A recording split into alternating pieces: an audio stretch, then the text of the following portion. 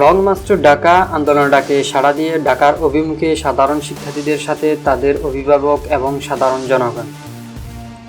লাখো লাখো জনতার ঢল নেমেছে রাজধানী ঢাকা শহরে। রিকশা চালক শিক্ষার্থীদের সাথে সংহতি প্রকাশ করেছে। তাদের সবার মুখে বুয়া বুয়া ধ্বনিতে মুখরিত করেছে সারা ঢাকা অঞ্চল। ঢাকার বিভিন্ন অঞ্চলে শিক্ষার্থীদের সাথে ছাত্রলীগের ধাওয়া পাল্টা দেওয়ায় বিভিন্ন জায়গায় ভাঙচুর ও অগ্নিসংযোগ ঘটে। ঢাকার বিভিন্ন অঞ্চলে ছাত্রলীগের হামলায় হতাহতের ঘটনা ঘটেছে।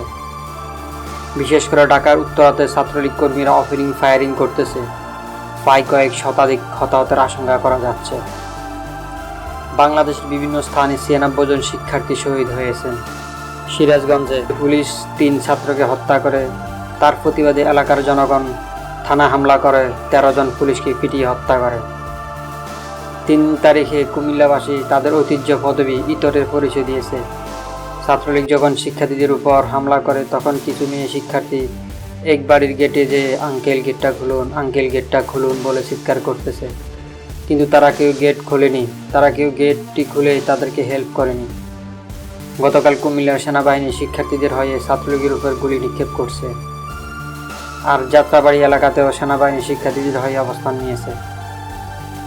আজকে জনগণ সরকারি গণভবন ঘেরাও করার জন্য এগিয়ে যাচ্ছে। আমরা আশা করি জনগণের বিজয় হবে ইনশাআল্লাহ। সবাই ভিডিওটি বেশি বেশি শেয়ার করুন যাতে সবাই নিউজটি জানতে পারে।